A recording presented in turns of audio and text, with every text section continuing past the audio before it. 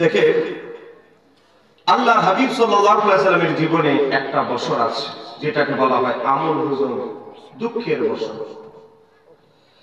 নবীর দুইজন প্রিয় মানুষ হযরতে খাদিজাতুল কুবরা রাদিয়াল্লাহু তাআলা আনহা, নবীর সবচেয়ে বড় অভিভাবক হযরতে খাজা আবু তালেব, দুইজন মানুষ যখন একই বছর ইন্তেকাল করে, আমার নবীর এই বিশাল বড় মন ভেঙে গেল। একদিকে নবীর অভিভাবক চাচা আবু তালেব চলে গেল, একদিকে নবীকে জীবন দিয়ে ভালোবেসেছে, যার গোটা সম্পদ ইসলামের জন্য কুরবান করে দিয়েছে, নবীর প্রিয়তমা বিবি স্ত্রী আমাদের মা হযরতে খাদিজাতুল কুবরা রাদিয়াল্লাহু তাআলা আনহা, দুইজন যখন একই বছরে ইন্তিকাল করলো, আমার নবী ভীষণ ভাবে শোকাহত হলে আমার আল্লাহ জিবরাইলকে ডেকে বলে, জিবরাইল, ও জিবরাইল, আমার হাবিব এত বেশি শোকাহত হয়েছে, আমি আল্লাহ রব্বে জুল জালাল, আমি আল্লাহ আমার দিদার দিয়ে আমার হাবিবের মনটাকে আমি শান্ত করে দিতে চাই। একটু জোরে বলেন আল্লাহু আকবার। জিবরাইল আলাইহিস সালাম চলে আসলেন আমার নবীর দরবারে, আমার নবীর দরবারে চলে আসলেন এই কারণে আমার আল্লাহর দিদারের জন্য।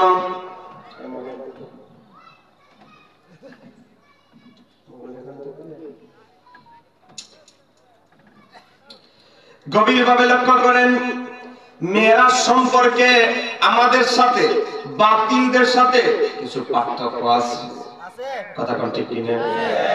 এখন কিছু এজিদি হুজুর বের হয়েছে, এজিদি হুজুর, বলেন কি হুজুর? যারা বলে আমার নবীর মেরাজ হয়েছে স্বপ্নে। আর একটু জোরে বলুন। আপনারা বলেন আমার নবীর মেরাজ কি স্বপ্নে না সশরীরে? এটা দিয়ে কি বুঝাইতে চায়? নবীর মেরাজ এটা নিছক স্বপ্ন। একটু জোরে কোন নাউজুবিল্লাহ। এ বাবা, আমার নবীর এত বড় বিশাল বড় মুজিজাকে হালকা বলে তুলে ধরতে চায় এই জিদি হুজুররা। সামনে আসতেছে মহরম মাস, মহরম মাসে দেখবেন এই জিদ মার্কা হুজুররা হুসাইনের প্রশংসায় পঞ্চমুখ থাকবে না, থাকবে তাদের বাবা এজিদের। কথা কন না কেন ঠিক কিনা? এজিদ বাবারে বাঁচানোর জন্য যত কুযুক্তি দেওয়া যায় সব কুযুক্তি দেওয়ার জন্য মিস্টার ইবলিস এদের মাথায় বসে থাকে। কথা কোন ঠিক কিনা? মনে রাখতে হবে, এই জগতে আমরা বাস্তবতায় যা দেখি, মদখোরের দালাল মদখোর করে। কথা কোন ঠিক কিনা? দুই নাম্বার লোকের দালালি দুই নাম্বার লোকই করে। আজকে যারা এজিদ বাবার দালালি করে তাদেরকে বলতে চাই, আপনাদের বড় হুজুর একটা ইতিহাসের কিতাব লিখেছে, এই কিতাবটা লেখা হয়েছে আজ থেকে 720 বছর আগে। মারহাবা বলেন, 700 কত বছর আগে? 720। এটা বাংলা অনুবাদ করেছে, আরবি বই, বাংলা অনুবাদ করেছে Islamic foundation, Bangladesh government Islamic foundation অনুবাদ করেছে। এই বইয়ের 8 নম্বর খণ্ডের 429 পৃষ্ঠার ভিতরে, এ বাবা, আজকে যারা ওয়াহাবি, আজকে যারা আহলে হাদিস, আজকে যারা জামাত ইসলামী করেন, তাদের বড় হুজুরের বড় হুজুরের বড় হুজুর নাম হচ্ছে ইমাম ইবনে কাসির। তিনি একটা ইতিহাসের কিতাব লিখেছেন, নাম দিয়েছেন বাবা আল বিদায়া ওয়ান নিহায়া, পৃথিবীর কুল মাখলুকাতের আদি অন্ত ইতিহাস। সেই কিতাবের 429 নম্বর পৃষ্ঠার ভিতরে এজিদের কুকর্মের তালিকা ইমাম ইবনে কাসির তুলে ধরেছে। তুলে ধরতে গিয়ে ইমাম ইবনে কাসির লিখতেছে, কই কি এজিদের একটা কুকর্মের মধ্যে অন্যতম ছিল, তো এজিদ প্রতিদিন সে মদ পান করত। জোরে কোন নাউজুবিল্লাহ। এ বাবা, স্টেজে আলেম ওলামা ভর্তি ডজন খানিক, প্রতিদিন সে মদ পান করত। প্রতিদিন শব্দটা আছে না নাই? আচ্ছা, আপনারা বলেন, যেই লোক প্রতিদিন মদ না হলে যা চলে না, তারে যারা হযরত এজিদ বলে, তার নামের শেষে যারা রহমাতুল্লাহ আলাইহি বলে, ওই বানাইতে চায়, আমার মনে হয় এই হুজুররাও মাঝে মাঝে হয়তো খায়। ঠিক কিনা? কারণ একজন মদ খোরের দালাল একজন মদ খোরি করতে পারে। কথা শোনা কেন ঠিক কিনা? তাহলে তোমাদের বাবা এজিদ বাবা যে মদ ছাড়া একদিন চলে না, তার দালালি কেন করো? কথা কেন ঠিক কিনা? এ বাবা, আমরা হুসাইনি মুসলমান, কোন সন্দেহ আছে? ইমাম হুসাইনের জন্য আমরা জীবন দিতে চাই কি চাই না? আজ থেকে 1100 বছর আগের একটা কিতাবের নাম হচ্ছে তারিখে তবারি 5 নম্বর খণ্ড 165 পৃষ্ঠার ভিতরে এসেছে, কুফা নগরীতে একজন মুসলিম যোদ্ধা, একজন বীর, তার নাম হচ্ছে আব্দুল ওয়াহাব। এই আব্দুল ওয়াহাব বিয়ে করেছেন মাত্র একদিন। মানে কয়দিন?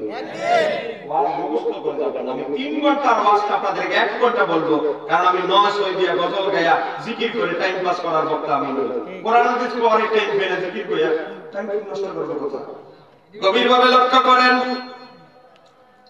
আব্দুল ওয়াহাব নামক একজন যুবক একদিন হয় বিয়ে করেছে, গতকাল বিয়ে করেছে, আজকে মনে করেন সকাল বিয়ে করেছে, হাতের মেহেদি গুলো এখনো শুকায় নাই। সকাল যখন হয়ে গেল, আব্দুল ওয়াহাব মুসলিম যোদ্ধা তার মা ডেকে বলে, দরজা খোল। এই আব্দুল ওয়াহাব দরজা খোল। কি হয়েছে মা, কি হয়েছে? ও আব্দুল ওয়াহাব, তোরে কোন দিনের জন্য বড় করেছি, তোকে এত বড় প্রশিক্ষণ দিয়ে যোদ্ধা বানাইছি, ও আব্দুল ওয়াহাব কোন দিনের জন্য?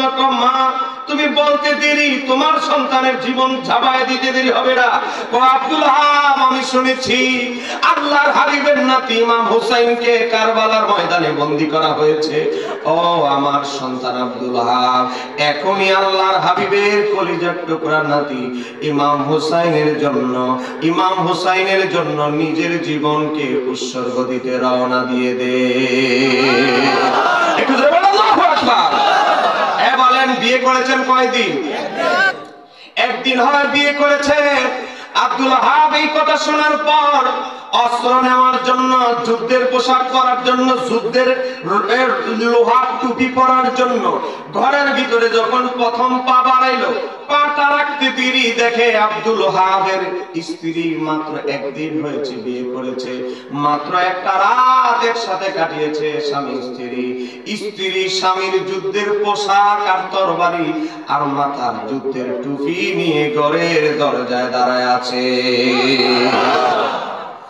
স্বামী দেখে, আব্দুল ওয়াহাব দেখে অবাক, চোখের পানি ছেড়ে দিয়ে বলে, বিবি আমি যদি শহীদ হয়ে যাই তুমি বিধবা হয়ে যাবে, এটা জানার পরেও তুমি কেন তোমার এই অকৃত্রিম ভালোবাসা প্রদর্শন করলে? আমি অবাক হয়ে গিয়েছি।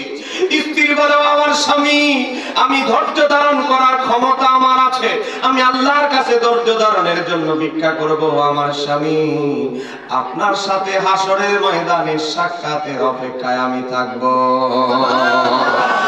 স্বামী হাসরের ময়দানে মিজানের পাল্লায় দাঁড়ায় আমি এতটুকু বলবো, মাওলা আমার স্বামী এমন একজন মুসলিম বীর শহীদ, যিনি তোমার হাবিবের নাতি হুসাইনের জন্য জীবন দিয়েছে।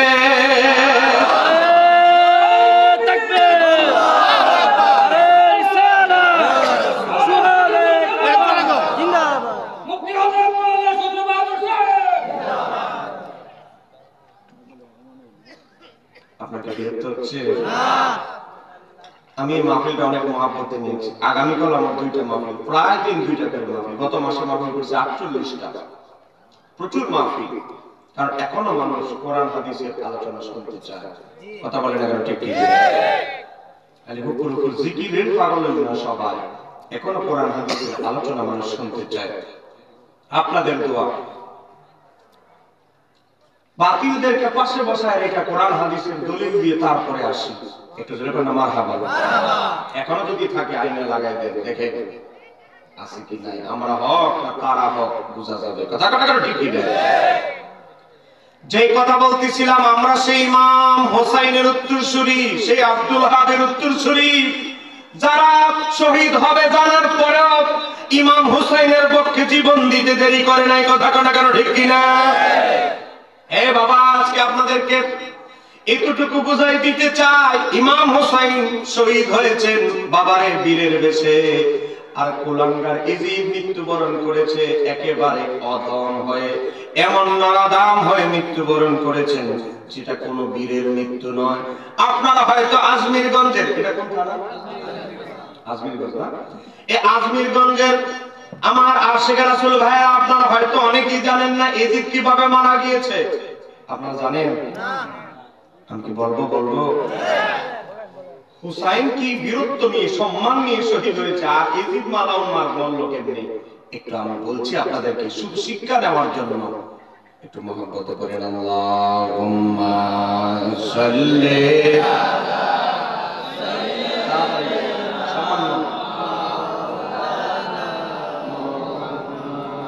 দেওয়ালা আলি সাইয়্যিদিনা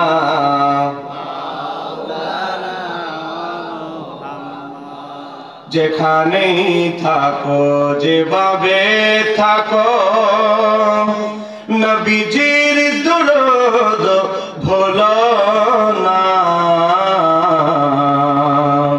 নবীজির দুরূদ না ভুলিলে নবীজি তোমায় ভুলবে না। আল্লাহুম্মা মাশাআল্লাহ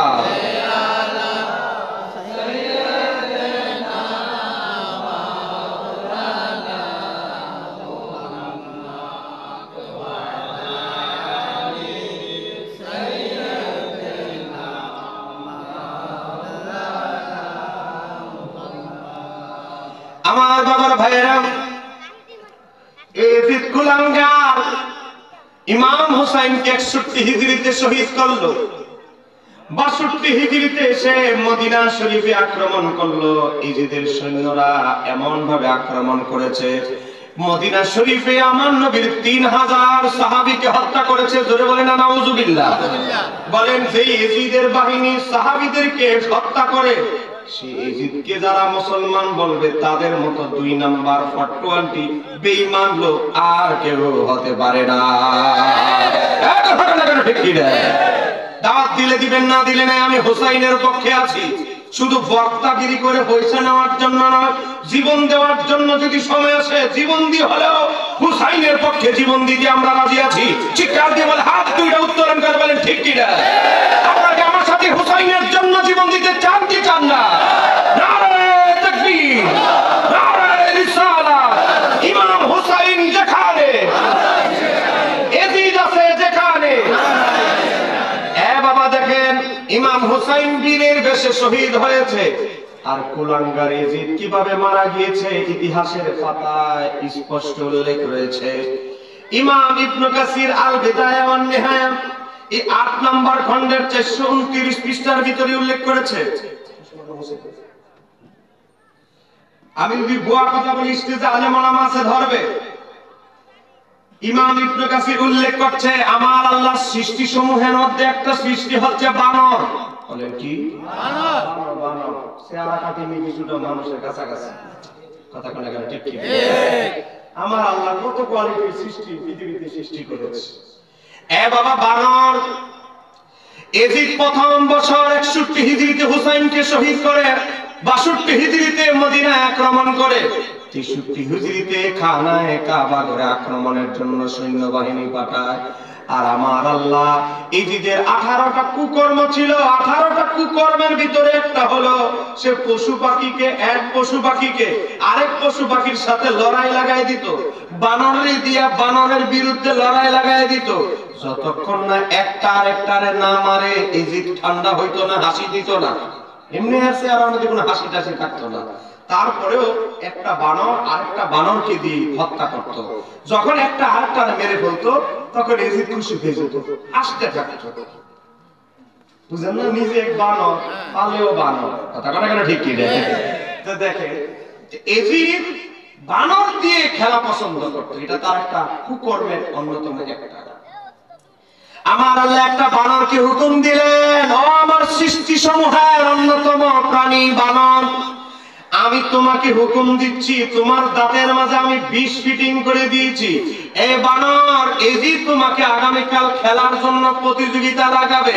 ইয়াজিদ যখন প্রতিযোগিতায় লাগায় দিবে তখন হঠাৎ করে তার ঘাড়ের ভিতরে একটা কামড় মারবা, কামড়াইতে দেরি সেজন্য মরতে দেরি না হয়। জোরে কন্যা সুবহানাল্লাহ। আর সুবহানাল্লাহ কইবেন, কারণ আমার আল্লাহ তার মতো মালাউনকে মারার জন্য সেনাবাহিনী লাগাই দেয়, একটা ছোট প্রাণী দিয়ে বিদায় করে দিয়েছে। একটু জোরে বলেন না সুবহানাল্লাহ। ইমাম ইবনে কাসির উল্লেখ করছে, আমি যদি বুয়া কথা বলি ভাইরা যাবে 429 পৃষ্ঠা কি বাইরে প্যান্ডেলে বাইরে একজন ভলান্টিয়ার যান, বাইরে আওয়াজ করতেছে ছেলেরা। দেখতেছি এজিদের মৃত্যুর কারণ ছিল যে আমি যদি গোয়া করি ধরবে, সে একদিন একটি বানরকে উঠিয়ে দোলা দিচ্ছিল, একটা আরেকটার বিরুদ্ধে লাগাই দিচ্ছে, বুঝলেন না, মারামারি করার জন্য। তো আর অমনি একটি বানর তাকে কামড় দেয়, আর কামড়ের বিষে সে মারা যায়। তাহলে বোঝা গেল এজিদ যেমন তার মৃত্যুটাও তেমন, আর হোসাইন শাহাদাত বরণ করেছেন বীরের বেশি, ইতিহাস সৃষ্টি করে। কথা ঠিক কি? তাহলে ইমাম হোসাইনের সাথে কি মালাউন এজিদের কি কোনো তুলনা চলে? না, কোন দিকে চলে না। বাবা গভীরভাবে লক্ষ্য করেন, ইমাম হোসাইন রাদিয়াল্লাহু তাআলা যখন জন্মগ্রহণ করার আগে নবীর চাচী, গভীরভাবে লক্ষ্য করেন, নবীর চাচী হযরতে উম্মে ফাদল রাদিয়াল্লাহু তাআলা আনহা স্বপ্ন দেখলেন হঠাৎ করে একটা নূর আল্লাহর হাবিবের জিসিম মোবারক থেকে একটা নূর বের হয়ে ওনার কোল জোরে কোলটা আলোকিত করে ফেলেছে।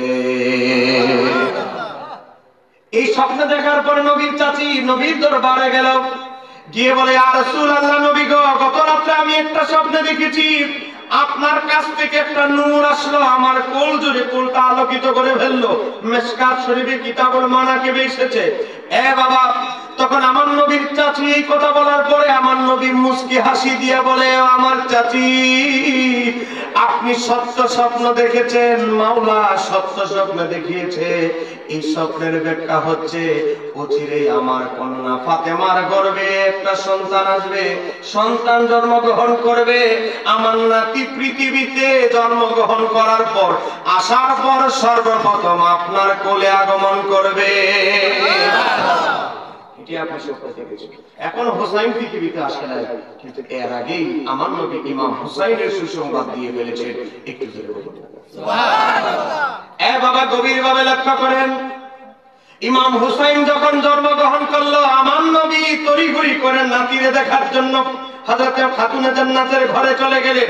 আলীকে বললেন, আলী আলী, আমার নাতিরে আগে দাও।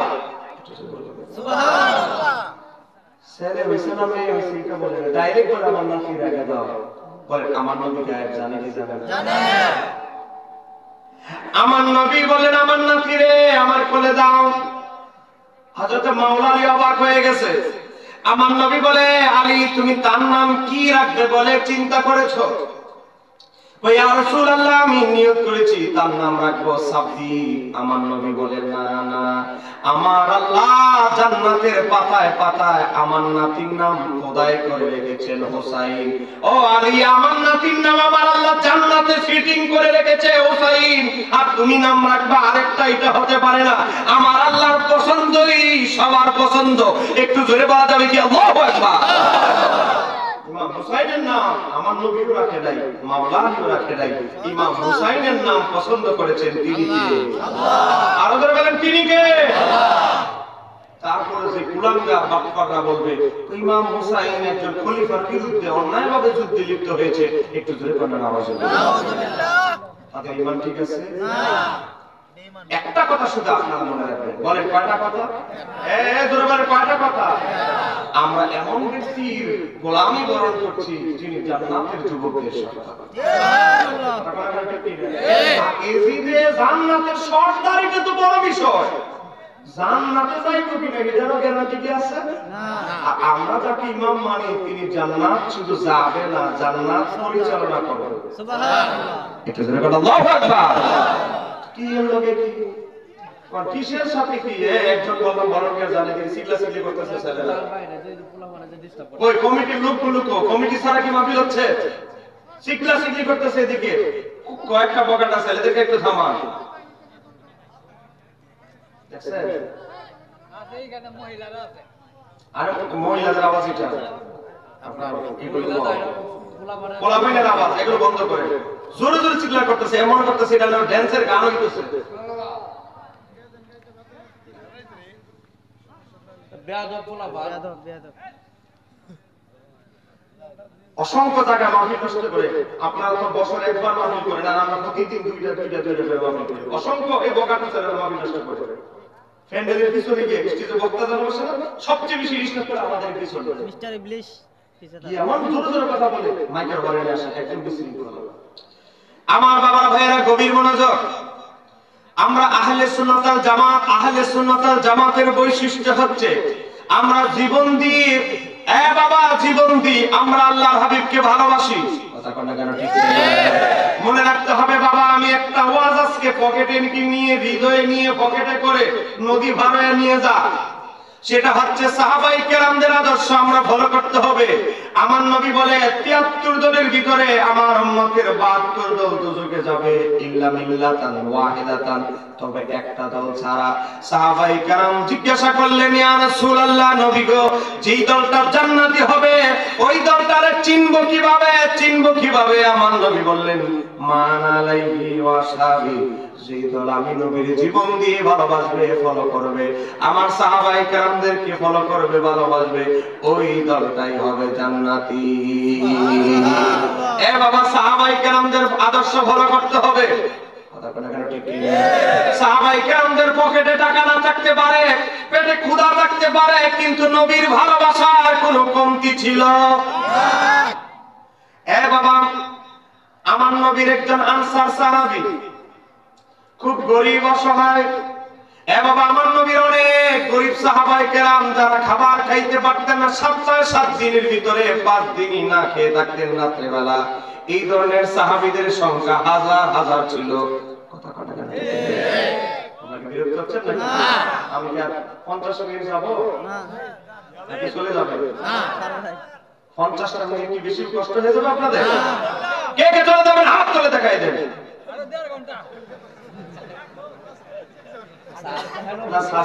ঠিক আছে, হাত দিয়ে আইলে অমুক দিয়ে বসে থাকবো, তারপর আমার পক্ষ থেকে সাসার এক কাপ চা পাঠাবে। সাসা আপনি আসেন তো? সাসা আবেগ উঠে গেছে।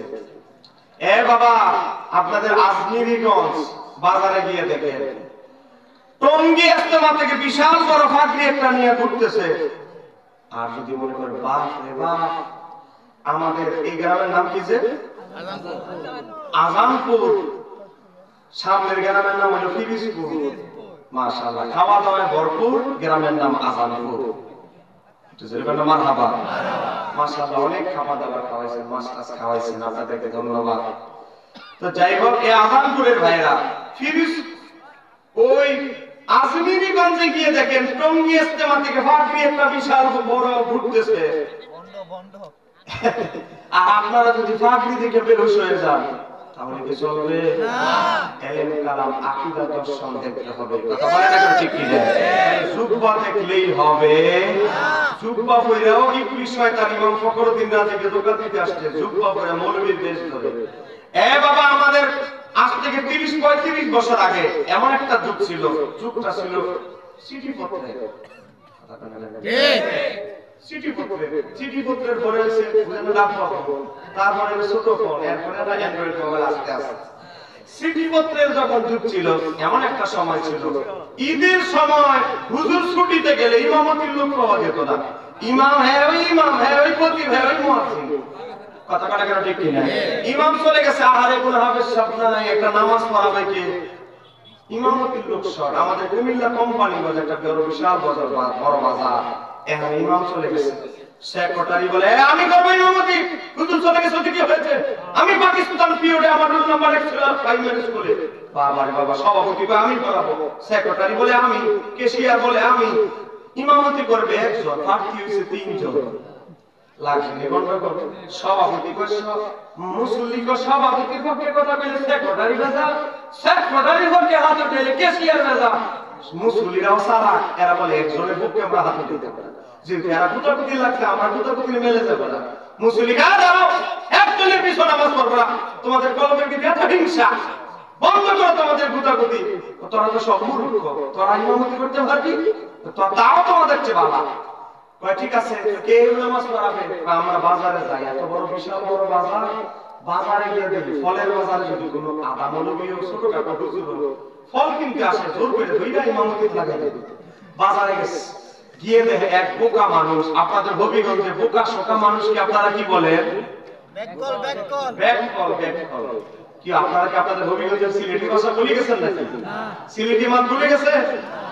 এ বাবা, এক ব্যাককল, তার ভাই থাকতো সৌদি আরব, বাইরে চিঠি লিখছে, একজনের মাধ্যমে ভাই শুনছি সৌদি আরবের মানুষ বড় বড় জুব্বা পরে আরবের লোকরা আর বেরিওয়ালা কালো বুঝেন না চাকরি করে আমার জন্য দুইটা ফাকরি আর দুইটা জুব্বা বানাই দিয়েছে ভাই তো বেহুশ আমার ভাই আংটি চায় নাই গড়ি চায় নাই ট্যাপ চায় নাই বুঝেন আগে তো ট্যাপে বুঝেন না গেছে আমরা গান গজল শুনতাম ট্যাপ চায় নাই স্বর্ণের চেইন চায় নাই সাইজে দুইটা জুব্বা আর ফাকরি দুই বড় আরবের শেখদের ফাকরি আর জুব্বা বানাই দিয়েছে এই জুব্বার ফাকরি ভরে বেচারা গেছে পলকিতে বাজারে মুসল্লিরা কয় দেখছো কারবা এতক্ষণ তো ছোট হুজুর বুঝতেছি আল্লাহ দিয়ে মদিনার হুজুর বানাই দিয়েছে এই হুজুর আসেন আপনি এদিকে আপনারে খুঁজতেছি বেচারা তো বেকল মানুষ বুঝেন না বোকা শোকা সরল সহজ মানুষ কই কি হয়েছে আমার কেন খুঁজে আরে আপনারই তো খুঁজতেছি কি হয়েছে আমাদের ইমাম সাহেব ঈদের দিন ছুটিতে চলে গেছে আসেন আপনি ইমামতি করবেন বেচারা ফেরা আমার জুব্বা দেখে না বলে গেছে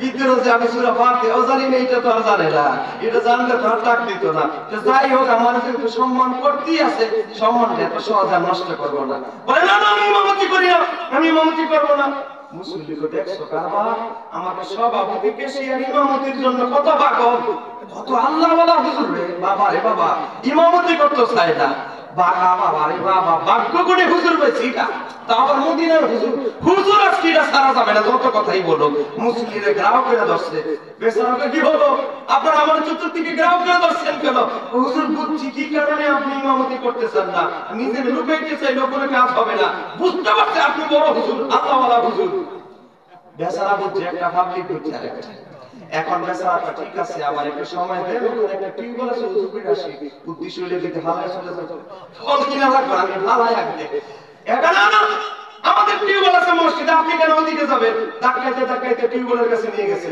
একজনে চাপ দিতেছে আর একজনে ডলতেছে তো হুজুর হাত পা আমরা পরিষ্কার করে দিব আপনি গেলে দাঁড়ায় থাকেন বাক্য করে পাইছি আরবের হুজুর মদিনার হুজুর কিরে ভাই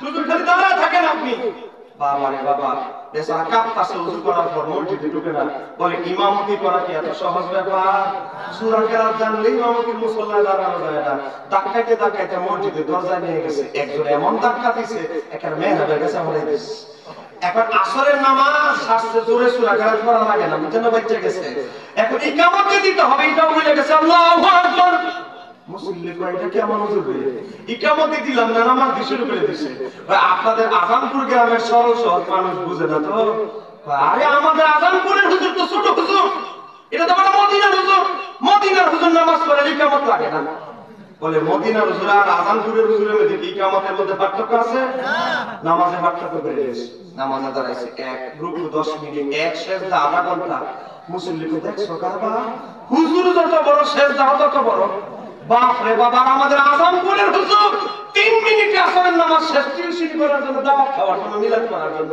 হুজুর যত বড় শেষ দাও তত বড় মোটামুটি প্রথম রাকাত শেষ হইতে হইতে মাগরিবের ওয়াক্ত আগায় গেছে সূর্য আস্তে আস্তে নেমে যাবে অবস্থা প্রথম রাকাত শেষ দ্বিতীয় রাকাতে প্রথম সেজদা থেকে মাথায় উঠাইছে দ্বিতীয় রাকাত মাথায় উঠায় না এক মুসল্লিকে হুজুর কি আসে না মারা গেল মাথা উঠায় দেয় হুজুর নাই এ মুসল্লিরা আর কি হয়েছে গায়ে মাথা উঠাও কার কি হয়েছে হুজুর তো গায়েব হয়ে গেছে আরে হুজুর তো আসমানে চলে গেছে হায় হায় হায় রে তোর বেয়াদবির কারণে তুই যে বিজুন থেকে ধাক্কা দিছস হুজুর গায়েব হয়ে গেছে আসলে তো হুজুর গায়েব হয় নাই আগের মসজিদগুলো তো টিনের জোড়া তালি দেওয়া টিন তো ডাইন দিকে ভাঙা বেলা এদিকে ফালায় চলে গেছে তা আপনারা কি আবার আমারে ফালায় পর্দা লাগিয়ে দিয়ে চলে যাবেন নাকি কে কে যাবেন না ওই হুজুরের মতো একটু হাত তুলে দেখাইতে হবে নারায়ে তাকবীর নারায়ে রিসালাত আহলে সুন্নাত ওয়াল জামাত আপনারা কেন হাত উঠে ওয়াজা দিবেন এখন ওয়াজ আসল গরম ওয়াজ চলবে দেখছেন নি 3টা পর্যন্ত লোক আছে দেখছো সাসাকার ফুল 100% এনার্জি লিয়ে বসে একটু জোরে করে মারহাবা বাবা একটা বছর পরিশ্রম করে এই মাহফিলটা আয়োজন করা হয়েছে এখন বাজে 11:10 আপনাদেরকে মিথ্যা কথা বলতে হবে না 11:10 বাজে আমার হাতে আর সময় আছে 50টা মিনিট আপনারা যদি বলেন আমি শুরু করতে চাই ইনশাআল্লাহ বলেন না ইনশাআল্লাহ এই চোখের বলকে দেখবেন 50 মিনিট শেষ একটু বসে প্যান্ডেলটা আলহামদুলিল্লাহ বসছে নতুন যারা আসবেন ডান কর্নারে কি কয়েকটা ফাঁকা জায়গা আছে এখানে বসবেন নতুন যারা আসবেন ডান কর্নারে বসবেন মহিলাদের প্যান্ডেল আছে মহিলাদের প্যান্ডেল হয় না একজনে কই হইছে, একজনে কইছে না, তাই কেমন হইছে? ঠিক। দেখ আমাদের মা বোনেরা আছেন, আপনারা একটু মনোযোগ দিয়ে শুনবেন। বাবা আমি মেরাজের ওয়াজ করব না। মেরাজের ওয়াজ দুই হুজুরের অর্ধেক করছে, একটু পুরাপুরি করে নাই। আমি এজন্য শুধু মূল কথাগুলো বলবো, আশাবাদী এমন কিছু কথা বলবো যেটা কখনো শোনেন নাই ইনশাআল্লাহ। বাবা আমার